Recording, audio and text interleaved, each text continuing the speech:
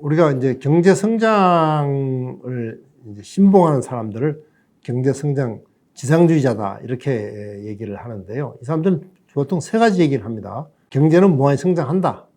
그리고 경제가 성장하면 모든 것이 좋아진다. 따라서 경제 성장을 위해서는 다른 것은 희생해도 좋다.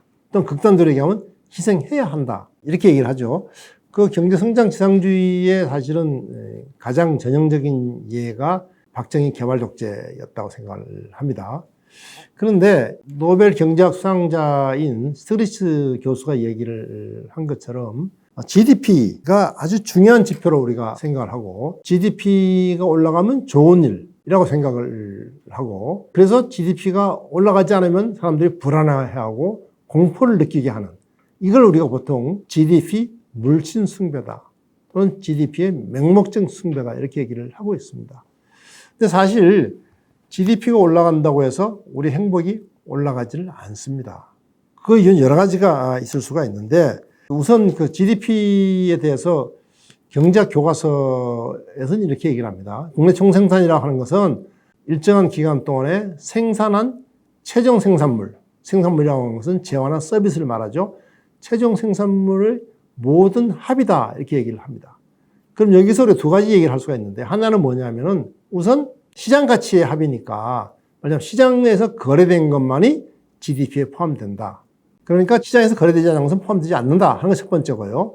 두 번째로는 시장에서 거래가 되는 것은 가치가 있는 것이든 없는 것이든 상관없이 포함된다. 그리고 아무리 가치 있는 것이라도 시장에 거래되지 않는 것은 포함되지 않는다. 예를 들면은 우리가 환경오염 같은 거 있지 않습니까? 이것도 사실은 우리 GDP를 올리는 데는 굉장히 기여를 합니다.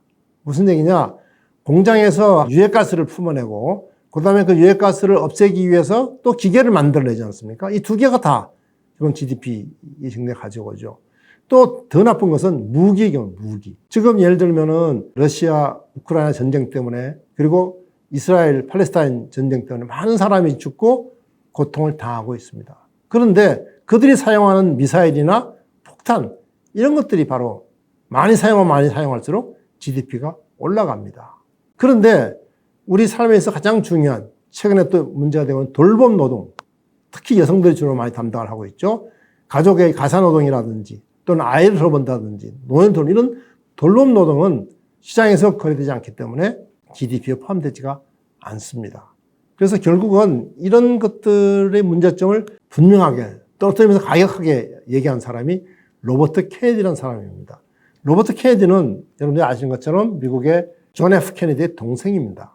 이 사람이 미국의 대선 후보로 출마해서 1968년 3월에 캔사스 대학에서 연설을 했는데 이때 연설이 아주 유명합니다. 뭐라고 이 사람이 얘기했냐면 GDP라고 하는 것은 우리의 삶에 필요한 모든 것을 제외한 나머지를 더한 것이다.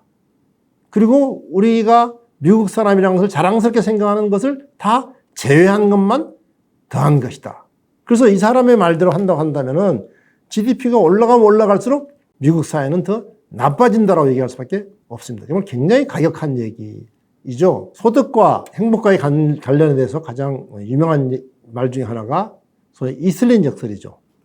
이슬린 교수가 1974년에 발표한 논문에 의하면은 어떤 특정한 시기, 소득이 높은 사람이 소득이 적은 사람보다 행복할 것이다. 아마 보통 우리 생각하죠. 그 사람들이 돈이 많은 걸 좋아하지 않습니까? 그래서 어떤 특정한 시기를 놓고 보면은 돈이 많은 사람이 돈이 적은 사람 행복할 수가 있는데 그러나 이걸 시기를 장기로 봤을 때는 소득이 올라간다고 해서 행복이 높아지질 않더라고 얘기를 합니다. 저는 이 이슬린 역설이 가장 잘 들어맞는 나라가 우리나라라고 생각을 합니다. 예를 들면은 우리가 1997년 말에 IMF 경제 위기를 겪었습니다. 그 당시 우리나라의 국민소득이 약 8,000불 정도 됐는데요. 우리가 다행스럽게도 IMF 경제위기를 잘 극복했다고 합니다. 그래서 지금은 우리 소득이 35,000불 정도가 됩니다. 말하자면은 1인당 국민소득이 4배 정도 늘어났습니다. 그런데 과연 IMF 이전의 한국 사회와 지금 한국 사회를 비교할 때 어느 사회가 더 행복한 사회냐라고 질문한다고 한다면 사람들은 아마 쉽게 대답하기 어려울 겁니다. 한때 유행했던 응답하라 1988 그 드라마는 지금처럼 우리가 이렇게 아파트에 이렇게 사는 것이 아니라 일반 주택가에서 사람들이 살아가는 모습을 다룬 드라마인데 그 못 살던 시대에 그 드라마에 연탄불 갈면서 연탄불 꺼질까봐 말하자면 노심초사하던 그 시대의 드라마에 사람들이 열광을 했느냐. 결국은 저는 간단하게 생각합니다. 그 시대는 사람들끼리 따뜻한 정이 있었고 같이 살아가는 공동체가 있었기 때문에 그렇습니다. 근데 지금 우리는 소득이 그 당시에 비하면은 4배 이상 늘어났지만은 지금은 그야말로 죽기 아니면 살기 위해서 경쟁 속에서 각자 도생을 하고 있는 사회가 되어버렸습니다. 그렇다고 한다면은 어느 시기가 더 행복하냐는 것은 우리가 말하기 어렵습니다. 그래서 이스라엘의 말처럼 소득이 늘어난다고 해서 행복해지는 것은 아니다라고 얘기를 할 수가 있습니다.